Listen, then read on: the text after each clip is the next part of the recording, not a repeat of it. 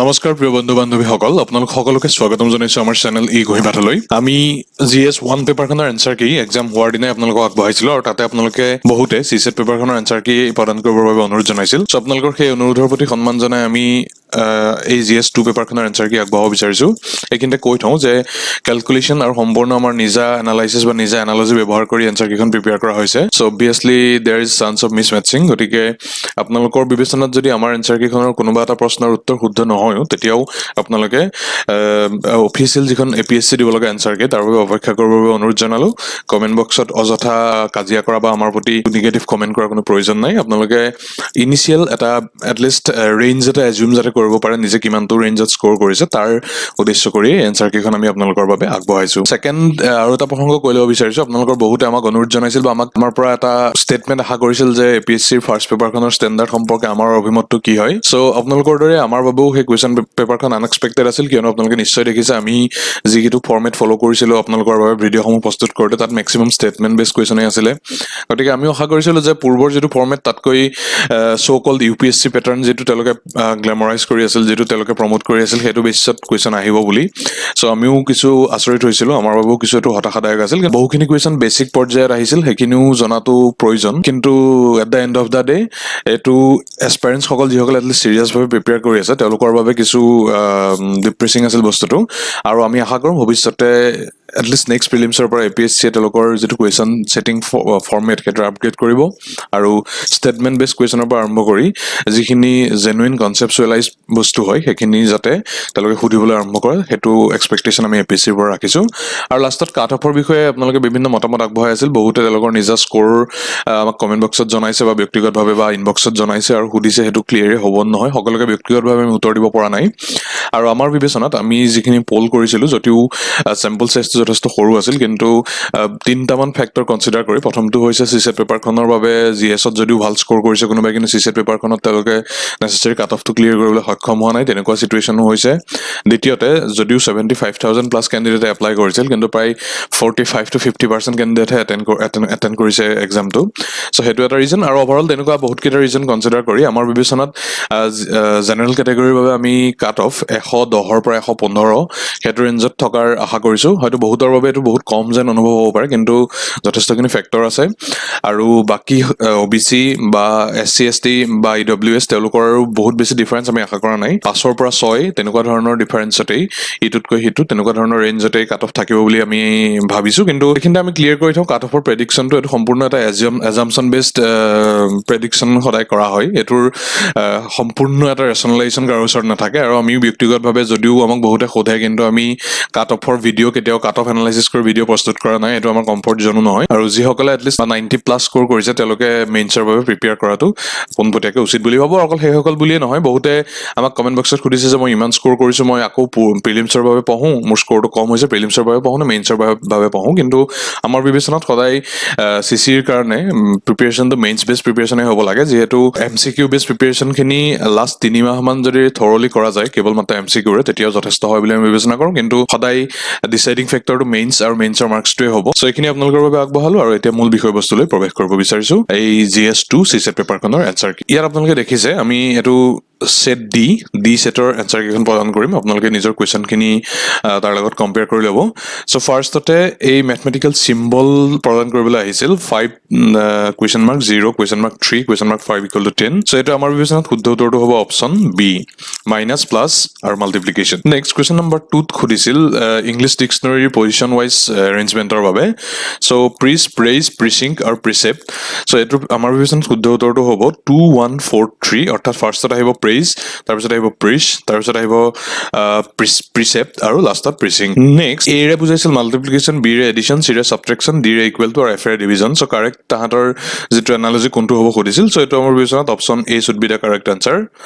Next question number 4ত এই চিৰিজটো কমপ্লিট কৰিব দিছিল এলফাবেটিকেল অৰ্ডাৰটোৱে। চ' এইটো আমাৰ বিবেচনাত GMS option A, that should be the correct answer. Next question number 5 যদি আমি চাব যাওঁ তেতিয়াহ'লে ইয়াত কৈছে যে each term of the series should be sum of preceding 2 terms, অৰ্থাৎ চিৰিজটোৰ এটা এটা টাৰ্ম তাৰ পূৰ্বৰ দুটা টাৰ্মৰ যোগফলৰ লগত সমান হ'ব সো সেই যদি এনালজিটো ফলো কৰা যায় তেতিয়াহ'লে অপচন ডি টো কাৰেক্ট হ'ব কিয়নো 7 is equal to 2 plus 5 next 5 plus 7 equal to 12 7 plus 12 equal to 19 and so on next question number 6 ত এটা statement দিছিলে যে retail inflation is decreasing in the month of March compared to the earlier months so তাৰ পৰা conclusion দ কৰিব দিছিলে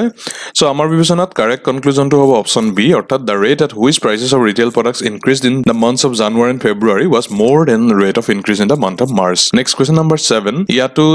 statement দি ৰাখিছে এই তিনটা statementৰ পৰা কোনটো কাৰেক্ট হেতু খুদিছিলে সো শুদ্ধ উত্তৰটো আমাৰ বিবেচনাত option A agreeing to a higher statement suggests the agreeing to a lower statement next question number 8 হেতু কৈছিলে যে man is mortal Rajiv is a man Rekha is a female and therefore Rekha is not mortal so তাৰ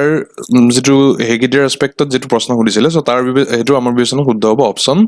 D rewriting statement 1 will be enough to justify the conclusion in statement 4 above next 36 is to 216 এটোৰ লগত similar pair কোনটো খুদিছিলে so এটো আমাৰ বিবেচনাত হ'ব 4:8 so 36 মান হৈছে 6 square তাক যদি 6 এৰ মাল্টিপ্লাই কৰা যায় তেতিয়াহ'লে it will be 216 আৰু ইয়াতো ঠিক একেই এটো হৈছে 2 স্কয়াৰ ইকুৱেল টু 4 আৰু 2 ৰ লগত যদি 4 মাল্টিপ্লাই কৰা হয় তেতিয়াহ'লে 8 পাম next A B F G J K L O তাৰ পিছৰ তিনটা লেটাৰ কি হ'ব খুদিছিল হেতু হ'ব P Q T next poster to be put in fencing of 63 feet length অৰ্থাৎ গোটে ফেন্সিং খনৰ লেংথ হ'ব লাগিছিল 60 ফিট আৰু প্ৰত্যেক দুটা পেয়াৰৰ মাজত পেয়াৰ অফ পোষ্টৰ মাজত ডিফাৰেন্স হ'ব 7 ফিট ফেন্সিংৰ এটা এণ্ডত এটা পোষ্ট আছে বুলি কৈছিলে কিমানটা নতুন পোষ্টৰ প্ৰয়োজন হৈছে খুদিছে এটো আমাৰ বিবেচনাত শুদ্ধ উত্তৰটো হ'ব 9টা অৰ্থাৎ প্ৰথমটোক ইনক্লুড কৰিলে টোটাল 10টা পোষ্টৰ প্ৰয়োজন হ'ব কিছু কিছু সংখ্যক পৰীক্ষাৰ্থীয়ে বা প্লেটফৰ্মত এটো 8 টো এনসাৰ দিছে কিন্তু 8 টো আমাৰ বিবেচনাত যদি সাৰ্কুলাৰ ফেন্সিং হয় তেতিয়াহ'লে 8 হ'ব আৰু ইয়াত যেটো সাৰ্কুলাৰ ফেন্সিংৰ বিষয়ে কোনো মেনশন নাই সো আমি 9 টোৱে শুদ্ধ বুলি বিবেচনা কৰিছো যদি বিতৰ্কৰ অৱকাশ আছে তেতিয়াহ'লে অফিচিয়েল এনসাৰগিৰ বাবে আমি অপেক্ষা কৰাটো উচিত হ'ব নেক্সট সুলতানাই ৰাতিপুৱা শুই উঠাৰ পিছত তেওঁ দেখিলে যে সূৰ্যটো অলৰেডি উদয় হৈছে তেওঁ কাষৰে পাৰ্কখনলৈ গ'ল আৰু উত্তৰ দিশত দৌৰিবলৈ আৰম্ভ কৰিলে সো তেওঁৰ শ্যাডোটো তেওঁৰ ছাটো কোনফালে হ'ব খুদিছিল সো এটো শুদ্ধ উত্তৰটো হ'ব অপচন এ লেফট অৰ্থাৎ বাওঁ সাইডে তেওঁৰ শ্যাডোটো হ'ব নেক্সট চাৰিটা স্টেটমেন্ট ৰাখিছিল আৰু তাৰ কাৰেক্ট অপচনটো খুদিছিল সো এটো আমাৰ বিবেচনাত অপচন ডি সম স্পেস ক্যান বি ওয়াল হ'ব নেক্সট কোৱেশ্চন নম্বৰ 14 ত কৈছিল যে অমৰে এটা কাম 2 ঘণ্টাত বৃন্দাই 3 ঘণ্টাত আৰু চিন্ময় 4 ঘণ্টাত কৰিব পাৰে সো যদি তিনিওজনকে 100 এক্সাৰসাইজ কৰিবৰ কাৰণে কিমান ঘণ্টাৰ প্ৰয়োজন হ'ব considering no two work on same exercise so এটো আমাৰ ক্যালকুলেশনত 93 টো সমুখলৈ আহিছে so correct answer will be option A 93 hours next ইয়াত কৈছে যে জন হেৰিছ নামৰ খেলুৱৈজনৰ 50টা ইনিংছৰ এভাৰেজ হৈছে 46.4 60টা ইনিংছৰ পিছত তেওঁৰ এভাৰেজ বাহিল 2.6 কৈ সো তেওঁৰ লাষ্ট 10টা ইনিংছ 50ৰ পৰা 60 লৈ 10টা ইনিংছৰ তেওঁৰ এভাৰেজটো কি হ'ব খুদিছিল সো এটো ক্যালকুলেশন কৰি আমি 62 পাইছো so option C should be the correct answer next question number 16 ত কৈছে যে 2500 টকা x আৰু y আৰু z ৰ মাজত 1:2 3:4 আৰু 5:6 ৰেশিওত ডিভাইড কৰি দিয়া হল সো তেওঁলোকৰ মাজৰ মেক্সিমাম শেয়াৰ আৰু মিনিমাম শেয়াৰ ডিফাৰেন্স কিমান হ'ব খুদিছিল সো এটো আমাৰ বিবেচনাত option C should be the correct answer 400 so তেওঁলোকে ইন্ডিভিজুৱেলি কমে লাভ কৰিব 900 600 আৰু 1000 আৰু 600 ৰ মাজৰ ডিফাৰেন্সটো হ'ব 400 নেক্সট কোৱেশ্চন নম্বৰ 17 ইয়াত কৈছে যে এটা পাৰ্টিকুলাৰ ফেষ্টিভেলৰ সময়ত এই তিনটা অফাৰ দিয়া হয় সো তিনিটা অফাৰৰ পিছত আলটিমেটলি এই আটাইতকৈ বেষ্ট অপচনটো কোনটো হ'ব এগৰাকী কাস্টমাৰৰ বাবে সো তিনিটা ক্যালকুলেশন যদি ইয়াত আমি কৰি চোৱা যায় তেতিয়াহ'লে দেখা পোৱা যাব যে গোটেইকেইটা অপচন ইকুৱেলি গুড সবতে সমান এমাউন্টৰে লাভ হয় কাস্টমাৰজনৰ so option D should be the correct answer next এটো কোৱেশ্চনত কৰিছিল যে এঞ্জেল ব্ৰেণ্ডা কলিন আৰু দেবী সো তেওঁলোকৰ প্ৰত্যেকৰে হাতত 100 টকা কৈ আছিল সো এঞ্জেলে 20 টকা দিলে ব্ৰেণ্ডাক তাৰে 10 টকা কলিনক দিলে আৰু কলিনে দেব্ৰীৰ পৰা 30 টকা লাভ কৰিলে সো এখিনি ডলাৰত আছে so at that point which of the following statement is not correct so কোনটো শুদ্ধ নহয় খুদিছিল সো হেতু হৈছে option C Colin has more than what Angel and Devi has together so হেতু শুদ্ধ স্টেটমেন্ট নহয় নেক্সট মালগুৰি কেয়াৰ নাৰায়ণৰ দ্বাৰা লিখা এটা বিশেষ নভেল মালগুৰি ডেইজৰ এখন কাল্পনিক ঠাই সো হেতু বেছতে কোৱেশ্চনটো কৰিছিল তাত কৈছে যে 45% পপুলেশনে মালগুৰি টাইমছ পঢ়ে 55% মালগুৰি এক্সপ্ৰেছ পঢ়ে 40% মালগুৰি হেৰাল্ড পঢ়ে ঠিক সেইদৰে এই ডাটাসমূহ তাত দিছিল সো ওভাৰঅল যদি ক্যালকুলেশন কৰি আমাক উলিয়াবল দিয়া হয় যে নিউজপেপাৰ এখনো নপঢ়া মানুহৰ পাৰ্সেন্টেজ কিমান হয় তেতিয়াহ'লে correct answer would be option C 20% 20% মানুহে এখন নিউজপেপাৰ নপঢ়ে তাৰপিছত এটা সিৰিজ বেস কোৱেশ্চন আছিল তাত খুদিছিল যে এই সিৰিজটোৰ নেক্সট টাৰ্মটো কি হ'ব সো এটো যদি ক্যালকুলেশন কৰি চোৱা যায় তেতিয়াহ'লে হ'ব 47u15 নেক্সট 21 ত কৈছে যে threatened এই ৱৰ্ডটোৰ পৰা এই চাৰিটাৰ ভিতৰত কোনটো আমি কম্পোজ কৰিব নোৱাৰো ফৰ্ম কৰিব নোৱাৰো আৰু শুদ্ধ উত্তৰটো হৈছে অপচন বি ডিটেইন নেক্সট এটো প্ৰশ্নত খুদিছিল যে এগৰাকী ষ্টুডেন্টে অনলাইন শ্বপৰ পৰা 20% ডিসকাউন্ট এমাউণ্টত এখন কিতাপ ক্ৰয় কৰে আৰু সেই ষ্টুডেণ্টগৰাকীৰ আকৌ ফ্ৰেণ্ডগৰাকীয়ে তেওঁ একেখন কিতাপেই বুক ফেয়াৰৰ পৰা ক্ৰয় কৰে 192 টকাত আৰু অভাৰঅল তেওঁৰ ফ্ৰেণ্ডতকৈ 20% লেছ পে কৰে সো একচুৱেল প্ৰাইচ কিতাপখনৰ কিমান হয় সুধিছিল সো এটা যদি ক্যালকুলেশনটো আপোনালোকে কৰি চাই তেতিয়া 300 হ'ব আমি ভৱিষ্যতে কেতিয়াবা এক্সপ্লেইন কৰি দেখাম এই প্ৰশ্নবোৰ এতিয়া আমি সিম্পলি আনসাৰ কিটো প্ৰভাইড কৰিব বিচাৰিছো নেক্সট এই নাম্বাৰ সিৰিজটোৰ লাষ্ট নেক্সট তিনটা টাৰ্ম কি হ'ব সুধিছিল 58 77 100 এটোৰ কাৰেক্ট আনসাৰ হ'ব অপচন এ তাৰ পিছত ইয়াত কৈছে যে 13 গৰাকী ব্যক্তিৰ ওয়েট এখিনি হয় ক্ৰমান্বয়ে 70 পৰা 94 লৈকে তেওঁ সেই 13 গৰাকীৰ লগত আৰু দুগৰাকী ব্যক্তিৰ ওয়েট এড কৰিব বিচৰা হৈছিল এগৰাকীৰ 100 কেজি আৰু আনগৰাকীৰ 79 কেজি সো ওভাৰঅল যেটো এভাৰেজ ওয়েট হ'ব গ্ৰুপটোৰ সো সেই এভাৰেজ ওয়েটটো কিমান বাঢ়িব সো এটো ফাৰ্স্ট আমি এই 13 গৰাকীৰ এভাৰেজ ওয়েটটো উলিয়াই ল'ব লাগিব তাৰ পিছত এই দুগৰাকীৰ ওয়েটটো এড কৰি সেই নতুন 15 জনীয়া গ্ৰুপটোৰ এভাৰেজটো উলিয়াই ল'ব লাগিব আৰু তাৰ পিছত এভাৰেজ গিটা ইটো হিটোৰ পৰা মাইনাস কৰিলে আলটিমেটলি আমি 1 কেজিৰ ডিফাৰেন্স পাম so correct answer would be option B next 25 ত সুধিছিল air is water water is brown brown is dust dust is green and green is cloud so where do fishes live so মাছ ক'ত বাস কৰে তেতিয়াহলে এই যদি নেমিং প্যাটাৰ্নটো ফলো কৰা যায় তেতিয়াহলে শুদ্ধ উত্তৰটো হ'ব অপচন সি ব্ৰাউন নেক্সট এটো ক্যালেন্ডাৰৰ প্ৰশ্ন আমি CSAT পূৰ্বৰ আমাৰ এটা ভিডিওত ক্যালেন্ডাৰ বেস কোৱেশ্চনসমূহ সলভ কৰিছিলো যদি ফলো কৰিছে নিশ্চয় কৰিব পাৰিব এটোৰ শুদ্ধ উত্তৰটো হ'ব অপচন এ মানডে 2018 চনৰ 17 মাৰ্চটো যদি স্যাটাৰডে হয় তেতিয়াহলে 2020 চনৰ 5th অক্টোবৰটো it would be Monday next question number 27 টোৰ বাবে কৈছিলে যে এটা কনজিউমাৰ কমোডিটি প্ৰাইস 25% বাঢ়ি গল সো এটা পাৰ্টিকুলাৰ হাউস হোল্ডে তেওঁলোকৰ কনজাম্পশনটো তেওঁলোকৰ খৰচটো সিমিলাৰ ৰাখিবৰ কাৰণে তেওঁলোকৰ বাজেটটো সিমিলাৰ ৰাখিবৰ কাৰণে কিমান পাৰ্সেন্টেজ কনজাম্পশন কমাব লাগিব আৰু শুদ্ধ উত্তৰটো হৈছে option B 20% next question number 28 ত কৈছে যে এখন মিটিংৰ আৰম্ভণিতে প্ৰত্যেকগৰাকী মেম্বাৰে আনগৰাকী মেম্বাৰৰ লগত আন প্ৰত্যেকগৰাকী মেম্বাৰৰ লগত তেওঁলোকে এবাৰকৈ হ্যান্ডশেক কৰে আৰু তেনেদৰে কৰিলে টোটাল হ্যান্ডশেক হয়গে 66 টা সো কিমানজন ব্যক্তি তাত উপস্থিত আছিল খুদিছে শুদ্ধ উত্তৰটো হ'ব অপচন ডি 12 জন ব্যক্তি তাত উপস্থিত আছিল নেক্সট ইয়াত কৈছে car A is thrice as fast as car B car বিৰ স্পীড হয় 1/3 অফ কাৰ সি এটা কাৰ সি এ 15 মিনিটত যিমান ডিসটেন্স কভাৰ কৰে কাৰ বি এ কিমানত কৰিব খুদিছে শুদ্ধ উত্তৰটো হ'ব অপচন সি 45 মিনিটস নেক্সট পাঁচটা ফ্ল্যাটৰ কথা দিছিল ফ্ল্যাট সমূহৰ কাৰেক্ট তাত থকা পদবীধাৰী ব্যক্তিসকলৰ কাৰেক্ট সিকোয়েন্সটো মেনেজ কৰিব দিছিলে সো শুদ্ধ উত্তৰটো হ'ব অপচন ডি যদি গ্ৰাউণ্ড ফ্লোৰৰ পৰা টপ ফ্লোৰলৈ আমি চাব যাওঁ তেতিয়াহলে professor engineer doctor MLA IAS officer হেতু হ'ব correct sequence next question number 31 ত কৈছে যে এখন স্কুলে 3249 টকা ফিজ কালেক্ট কৰিলে সো নাম্বাৰ অফ ষ্টুডেন্ট আৰু amount of fees paid by student হেতু ইকুৱেল হয় সো আলটিমেটলি আমি চাব লাগে যে এই চাৰিটা অপচনৰ যদি স্কোয়াৰ কৰো প্ৰত্যেকটোৰে সো 3249 কোনটোত পাম সো হেতু কাৰেক্ট আনসাৰটো হ'ব 57 স্কোয়াৰ ইকুৱেল টু 3249 নেক্সট ইয়াত PQRST এই 5 চিটিখনৰ কানেক্টিং প্যাটাৰ্নটো ইয়াত ফলো কৰিব দিছে সো ইয়াত এই পাঁচটা কানেকশন দিছে হিহঁতৰ মাজত আৰু তাৰ পৰা এই দুটা কোৱেশ্চনৰ আনসাৰ কৰিব দিছে প্ৰথমটোত কৈছে যে যদি কিউৰ পৰা স্টাৰ্ট কৰি আৰ পাবগে লগিয়া হয় তেতিয়া হলে কোনটো মোড অফ ট্ৰান্সপৰ্টেশনত গলে তেওঁ সেই মোডটো চেঞ্জ নকৰাকে যাব পাৰিব এটোৰ শুদ্ধ উত্তৰটো হ'ব বোট নাওৰে তেওঁ যাব লাগিব আৰু লাষ্টত কৈছিলে যে যদি পিৰ পৰা আৰম্ভ কৰি পি লৈকে উভতি আহিব লগা হয় তেতিয়া হলে এটলিষ্ট এনেকুৱা এটা প্লেস ওলাব যোনটো দুবাৰ ভিজিট কৰিব লাগিব হেতু কি আৰু হেতু হ'ব আৰ নামৰ চিটিখন নেক্সট এটো প্ৰশ্নত ডব্লিউ ডি আৰু পি তিনটা সেট ৰাখিছিল আৰু এটা ভেন ডায়াগ্ৰামে এটো ৰিপ্ৰেজেন্ট কৰিছিল ডব্লিউ ওয়াৰ্কাৰ ডি ডক্টৰ আৰু পি পেশেন্ট সো ইয়াত খুদিছিল যে ডক্টৰস হু আৰ পেশেন্ট বাট নট ওয়াৰ্কাৰ্স সেই সকল ডক্টৰ যি সকল ৰোগীও হয় কিন্তু তেওঁলোক কৰ্মী নহয় শ্ৰমিক নহয় হেতু কোনটো নাম্বাৰ সেই সকলক ৰিপ্ৰেজেন্ট কৰিব অপচন সি থকা 6 এৰে Next, consider a square given below. Yet 4, 9, 20, 8, 5, 14, 10, 3, 8. So, etu hitot kondure correctly hitok bujabo khudisile. So, ei khali thaitut etut kontu ahibo option A amar bibesonat 8 should be the correct answer. Next, pi er value atatকৈ শুদ্ধ হবে kontu এই চাৰিটা অপচনৰ ভিতৰত কোনটো বুজাব খুদিছিলে so 22/7 আমাৰ বিবেচনাত option B should be the correct answer Next, that question is if all the angles of a triangle are prime numbers, which of the following could be one such angle? 89 degree should be the correct answer. 99 degree এটা angle হ'ব পাৰে. Next, ইয়াত কৈছিল যে A B C D E আৰু F হেতু এটা arithmetic progressionত আছে তাত E - C টাৰ্মটোৰ equivalent টাৰ্মটো এই চাৰিটা অপচনৰ ভিতৰত কোনটো হ'ব? So, শুদ্ধ উত্তৰটো হ'ব option B twice D minus C. That should be the correct answer. Next question number 39 ত কৈছে যে average weight of student in a class of 15 boys and 10 girls is 38.4 kg. So যদি boysৰ অৰ্থাৎ ল'ৰাসকলৰ যদি অকলে average weight উলিওৱা যায় তেতিয়াহ'লে 40 kg হয়. So girlsৰ average weight কিমান হ'ব সুধিছিল. So correct answer is option C, 36 kg. Next question number 40 এটো সুধিছিল যে এগৰাকী ব্যক্তিয়ে 10 মিটাৰ ওখ বিল্ডিং এটা ক্লাইম্ব কৰে আৰু তাৰ পৰা বাৰ্ড এটা এজোপা গছৰ ওপৰত থকা এটা চৰাই তেওঁ এম কৰে যেটো 17 মিটাৰ এৱে আছে গছজোপা. সো ওভাৰঅল হে গছজোপাৰ হেড লেব দিছিল আৰু কিবা কিবি ফেক্টৰ দিছিল ইয়াত. সো শুদ্ধ উত্তৰটো আমাৰ বিবেচনাত এটো কোৱেশ্চনৰ হ'ব 27 মিটাৰ. নেক্সট কোৱেশ্চন নম্বৰ 41 ত কৈছে যে এটা ৰেক্টেঙ্গুলাৰ এৰিয়া আছে যাৰ সাইড কিনি হৈছে কমে 9 ইউনিট আৰু 6 ইউনিট. সো ওভাৰঅল হিহঁতক 1 ইউনিট 2 ইউনিট আৰু 5 ইউনিটৰে তেনেকুৱা স্কোয়াৰ টাইলছৰে কভাৰ কৰিব লাগে. সো কিমানটা মিনিমাম নাম্বাৰ অফ টাইলছৰ প্ৰয়োজন হ'ব কৈছিল. সো এই কোৱেশ্চনটোৰ আমাৰ বিবেচনাত শুদ্ধ উত্তৰটো হ'ব option C. Next question number 42 ইয়াত কৈছিলে যে এগৰাকী বেপাৰীয়ে তেওঁ equal number of shirt and trouser purchase কৰে 38,000 rupees খৰচ কৰি. যদি তিনটা শাৰ্টৰ দাম 800 হয় আৰু এটা ট্ৰাউজাৰৰ দাম 1000 হয় তেতিয়াহ'লে তেওঁ কিমানটা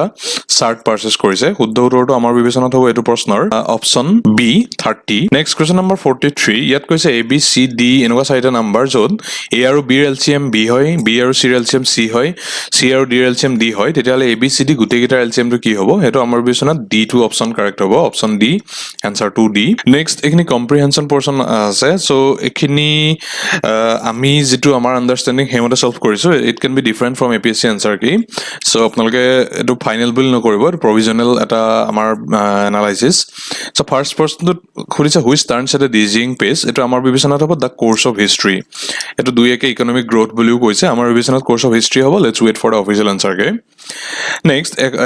ইয়াত কৈছে যে which depends on political action. এইটো হ'ব option C, altering condition of deprivation and injustice. Next এই পেজটোত সুধিছিলে যে read this carefully and answer the questions asked. So এই চাৰিটা ষ্টেটমেণ্ট কৈছিলে যে in the absence of economic freedom people are unhappy with India's progress. Next 2, 3, 4 এইকেইটাৰ ভিতৰত which of the following appears accurate to you strictly on the basis of the information available in the passage. So এইকেইটাৰ ভিতৰত শুদ্ধ উত্তৰটো কোনটো হ'ব তেতিয়াহ'লে option B 2 and 3 are correct আমাৰ বিবেচনাত. নেক্সট কুৱেশ্যন নম্বৰ 47 ত সুধিছে যে ফ্ৰীডম আৰু ইণ্ডিপেণ্ডেন্সৰ মাজত ডিফাৰেন্স কি হয় এই পেছেজটোত দিয়াৰ ধৰে. সো এইটো আমাৰ বিবেচনাত হ'ব option C, India owes her independence to her leaders but the spirit of freedom that followed is seen and felt among the ordinary masses. Next এইটো সুধিছিল দুটা ষ্টেটমেণ্ট কৈছিল যে an equitable and just society is established by educated people. Our education helps in creating national integration and cultural preservation. So কোনকেইটা assumption valid হয়? আমাৰ বিবেচনাত দুইটা assumptionে valid হয়. Next question number 49. সো 49 সুধিছে যে এই পাৰ্টিকুলাৰ পেছেজটোৰ পৰা লজিকেল, ৰেচনেল আৰু ক্ৰুচিয়েল মেছেজ কোনটো কনভে কৰে. সো শুদ্ধ উত্তৰটো হ'ব আমাৰ বিবেচনাত option B, a large number of students at elementary stage in India do not know' the foundational literacy and numeracy. Next ইয়াৰ পৰা কোনটো ইণ্টাৰফাৰেঞ্চ ড্ৰ কৰিব পাৰি বুলি সুধিছে. চাৰিটা to be an expert user of language you must improve your vocabulary, reading literature is the best way to master a language, sensitivity to context makes us better user of language, আৰু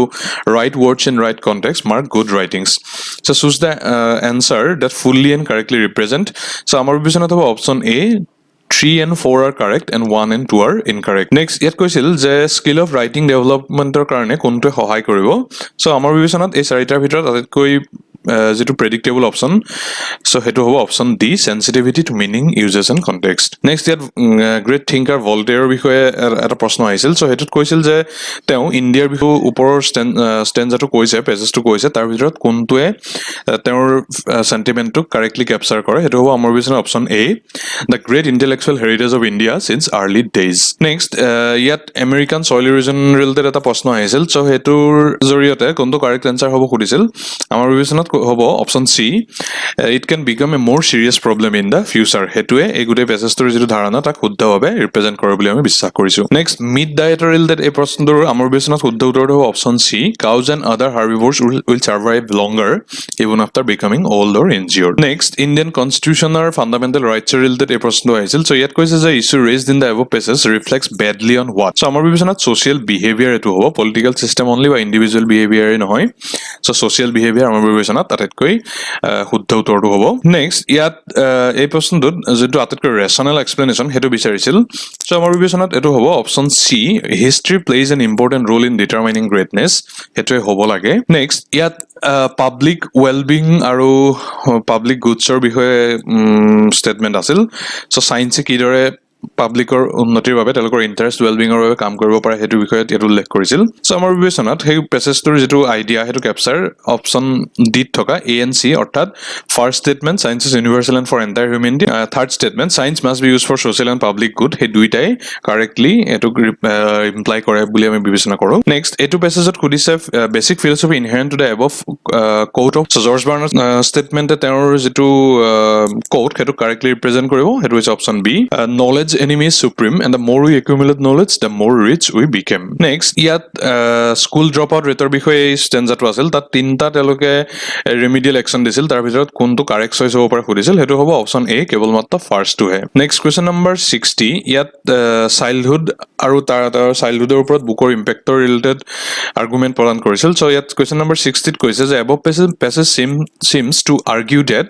option A টো শুদ্ধ হ'ব childhood is the period of life that is most likely to be influenced by books next question number 61 so ইয়াত revenge আৰু enemy related এই পেছেজটোত ইয়াত কোনটোৱে correct message most logical message to represent কৰে কৰিছে সো অপচন এ টো আমাৰ বিবেচনাত শুদ্ধ উত্তৰ হ'ব the end of revenge is best realized when the enemy in question gets to feel the effect of revenge next question number 62 ইয়াত son আৰু father relationer বিষয়ে son data আৰু father relationer বিষয়ে খুদিছিল সো এটো শুদ্ধ উত্তৰটো আমাৰ বিবেচনাত হ'ব option B the girl child should be given equal right to education as the male child next ইয়াত ইণ্ডাষ্ট্ৰিয়েলাইজেশ্যন আৰু তাৰ পৰা হ'ব পৰা এনাৰ্জি কনজাম্পচনৰ বিষয়ে পেছেজটো আহিছিল সো ইয়াত the passage is based on what logic খুদিছে সো আমাৰ বিবেচনাত হ'ব অপচন এ টো শুদ্ধ industrialisation automatically leads to depletion of all sources of energy next এটো cultivated people related এই ষ্টেটমেন্টটো খুদিছে যে এই পেছেজটোৰ পৰা কোনটো এছাৰ্টেইন কৰিব পাৰি সো শুদ্ধ উত্তৰটো আমাৰ বিবেচনাত হ'ব option C culture today can no longer be used as a barrier against a mob or as a ladder into aristocracy next এটো কুৱেশ্যনত সায়েন্সৰ ব্ৰাঞ্চেছৰ ৰিলেটেড এটা পেছেজ আছিল তাত লজিক্যাল এণ্ড ৰেচনেল এজাম্পচনটো আমাক বিচাৰিব দিছে সো আমাৰ বিবেচনাত শুদ্ধ উত্তৰটো হ'ব option A there is a great deal of things to know for a researcher beyond the laboratory experiment next question number 66 ইয়াত smallpox vaccine আৰু infectious disease এনেকুৱা ধৰণৰ কিছুমান কনটেক্সট আছিল সো ইয়াত most crucial message to কোনটো খুদিছে so আমাৰ বিবেচনাত হ'ব শুদ্ধ উত্তৰটো অপচন ডি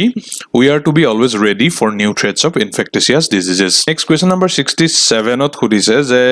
চাইল্ডহুড যিবোৰ ইনসিডেন্ট সেইসমূহ ৰিমেম্বাৰেন্সৰ বিষয়ে এটো ষ্টেটমেন্ট আছিল পেছেজ আছিল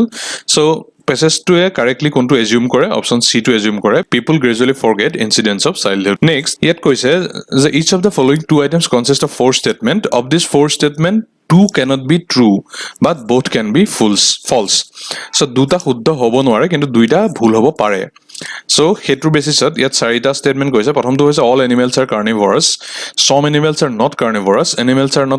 আৰু some animals are carnivores so হেতুৰ ভিতৰত কোনটো কাৰেক্ট কোড হ'ব পাৰে ওপৰৰ এনালজিটোৰ ভিত্তিত আমাৰ বিবেচনাত হ'ব option A 1 and 3 next it কৈছে examine the following statement and select the correct answer using the codes given below all trains run by diesel engine some trains run by diesel engine next no train are run by diesel engine or some trains are not run by diesel engine so our vision option C should be the correct answer first and third statement to correct next এটা journey নৰ্থৰ পৰা start হৈছে সাউথলৈ তাৰ পৰা তেওঁ consecutive চাৰিটা left turn লৈছে সো ফাইনালি তেওঁ কোনটো দিশত হেড কৰি আছে খুদিছে so it should be option D south পুনৰ তেওঁ দক্ষিণ দিশলৈকে গৈ আছে next if it is sunny I am wet if I wear a raincoat I sweat এনেকুৱা ধৰণে কিছুমান ওভাৰঅল ষ্টেটমেন্ট ৰাখিছে আৰু লাষ্টত কোনটো এপ্ৰোপ্ৰিয়েট খুদিছে অপচন ডি টো আমাৰ বিবেচনা শুদ্ধ হ'ব I sweat and my sweat evaporates next question number 72 ইয়াত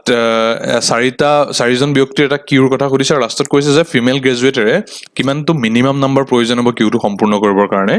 সো শুদ্ধ উত্তৰটো আমাৰ বিবেচনাত হ'ব অপচন ডি 1 নেক্সট এটো প্ৰশ্নত কৈছে যে এগৰাকী ক্যান্ডিডেটে 12টা কোৱেশ্চন এটেম্প্ট কৰে আৰু সেই 12টা কোৱেশ্চনত তেওঁ সম্পূৰ্ণ মাৰ্কস লাভ কৰে আৰু আলটিমেটলি তেওঁ টেষ্টটোৰ 60% লাভ কৰে সো সো টোটাল কুৱেশ্যন কিমানটা আছে সো এটো হ'ব 20 এটো সহজ প্ৰশ্ন যদি টেষ্টৰ যদি টোটাল 100 মাৰ্কস বুলি ধৰিলো তেতিয়াহ'লে তুমি 12টা প্ৰশ্নত 60 মাৰ্ক পালে অৰ্থাৎ যেহেতু ফুল মাৰ্ক পাইছে প্ৰত্যেকটো মাৰ্কসতে 5 মাৰ্ক পাইছে তো হেতু ফুল মাৰ্ক সো 5 এৰ যদি 100 আমি ডিভাইড কৰিলো দ্যাট উড বি 20 নেক্সট এটো কৈছে যে 5টা বজাত ন ক্লকটো সেট কৰে আৰু ক্লকটো এনেকুৱা ধৰণৰ প্ৰবলেম আছে যে প্ৰত্যেক 24 ঘণ্টাতে 16 মিনিটকৈ লছ হয় সো আলটিমেটলি যদি চতুৰ্থ দিনা 10টা বাজে ৰাতি তেতিয়া হলে একচুয়াল টাইমটো কিমান হ'ব একচুয়াল টাইমটো হ'ব অপচন ডি 11টা বজা সো টোটাল 1 আৱাৰ লছ কৰিব ক্লকটোৱে নেক্সট ইয়াত কৈছে 0.5 তকৈ গ্ৰেটাৰ কোনটো সো এই তিনটা যদি আমি কৰি চাও তেতিয়াহ'লে আটাইকেইটা 0.5 তকৈ কম ওলাব কেৱল মাত্ৰ অপচন এ টো বেছি ওলাব so correct answer is option A next ইয়াত কৈছে the weight of a brick is 1 kg if all the dimension of the brick are double then what will be the weight of the brick so to আমাৰ বিবেচনাত শুদ্ধ উত্তৰটো হ'ব option সি 8 kg so আপোনালোকৰ মতে কি হয় জনাব নেক্সট কোৱেশ্চন নম্বৰ 77 ইয়াত কৈছে যে 30 জন ষ্টুডেন্টৰ এটা ক্লাছ তাৰে 17 গৰাকী ম্যাথমেটিক্সত ভাল হয় 19 গৰাকী বিজ্ঞানত ভাল হয় দুগৰাকী ম্যাথমেটিক্স আৰু বিজ্ঞান এটাটো তেওঁলোক ভাল নহয় সো দুইটাতে কিমান গৰাকী ভাল সো এটো সেটৰ প্ৰশ্ন সংহতিৰ প্ৰশ্ন অপচন ডি টো কাৰেক্ট হ'ব যদি থিওৰিটিক্যালি আমি যদি ফৰ্মুলা আমি পুট কৰি চাও নেক্সট ইয়াত কৈছে যে এটা বক্স আছে এনেকুৱা যত 5টা ৰেড বল আছে 6টা ব্লু বল আছে সো বলবোৰ এটা কৈ ড্ৰ কৰা হয় যদি 5টা তেনেকুৱা ড্ৰ কৰাৰ পিছত এনেকুৱা পসিবিলিটি কিমান আছে যে প্ৰত্যেকটো এটা ৰেড বল হ'ব সো শুদ্ধ উত্তৰটো হ'ব option B পাঁচোবাৰে red ball draw হ'ব পাৰে নেক্সট কোৱেশ্চন নম্বৰ 79 ত কৈছে যে এটা ট্ৰেইনৰ লেংথ হয় 1 কিলোমিটাৰ হি 60 কিলোমিটাৰ পাৰ আৱাৰত ট্ৰেইনটো ৰান কৰে সো 1 কিলোমিটাৰ লেংথৰ ব্ৰিজ এখন ক্ৰছ কৰিবৰ কাৰণে কিমান সময় প্ৰয়োজন হ'ব আমি ট্ৰেইন এণ্ড স্পীডৰ প্ৰশ্ন আমাৰ CSATৰ ভিডিঅ'ত দিছিলো পূৰ্বতেই সো ইয়াত আমি ট্ৰেইনখনৰ লেংথটো কনসিডাৰ কৰি ল'ব লাগিব সো ওভাৰঅল ব্ৰিজখনৰ লেংথ হয় 1 কিলোমিটাৰ ট্ৰেইনখনৰ লেংথ হয় 1 কিলোমিটাৰ সো ওভাৰঅল 2 কিলোমিটাৰ হ'ব স্পীডটো হৈছে 60 কিলোমিটাৰ পাৰ আৱাৰ অৰ্থাৎ 1 কিলোমিটাৰ 1 মিনিটত সো 2 কিলোমিটাৰ পাৰ কৰিবৰ কাৰণে 2 মিনিট সময়ৰ প্ৰয়োজন হ'ব নেক্সট কোৱেশ্চন নম্বৰ 80 এটো স্টেটমেন্ট বেসড প্ৰশ্ন ফাৰ্ষ্টত কৈছে some horses are domestic animals like human context so এইকেইটাৰ ভিতৰত এই দুটা কনক্লুজন আছিল সো কোন এই কনক্লুজন গিটাৰ বেসিছত আনসাৰ কৰিব দিছে শুদ্ধ উত্তৰটো হ'ব আমাৰ বিবেচনাত option D neither conclusion 1 nor 2 follows from the given statement so এখিনি আছিল আজিৰ এই আনসাৰ কিখনৰ সলিউশন পুনৰবাৰ কৈছো এখিনি আমি আমাৰ ক্যালকুলেশন মতে কৰিছো ভুল হ'ব পাৰে this is not binding this is not final this is simply provisional যদি আপোনালোকৰ কিবা ডিমত আছে তেতিয়াহলে আপোনালোকে আমাক কমেন্ট বক্সত জনাব কোনো কাজিয়া পেছাল বা কাৰো লগত কোনো বিতৰ্কৰ অৱকাশ ৰখাৰ প্ৰয়োজন নাই সিম্পলি আপোনালোকে কমেন্ট বক্সত জনালে আমি পুনৰ ক্যালকুলেশন কৰি চাম আৰু আপোনালোকে কিমান স্কোৰ কৰিছে এটো আমাৰ কমেন্ট বক্সত জনাব পাৰে সো ইমানতে আমি ভিডিঅটো সমাপ্তি ঘটাইছো আৰু সকলোকে পুনৰবাৰ শুভেচ্ছা জ্ঞাপন কৰি যিসকলে মেইনছৰ প্ৰিপাৰেচন আৰম্ভ কৰিছে তেওঁলোকলৈ শুভেচ্ছা জ্ঞাপন কৰি আজিৰ ভিডিঅটো সামৰিছো ধন্যবাদ শুভৰাত্ৰি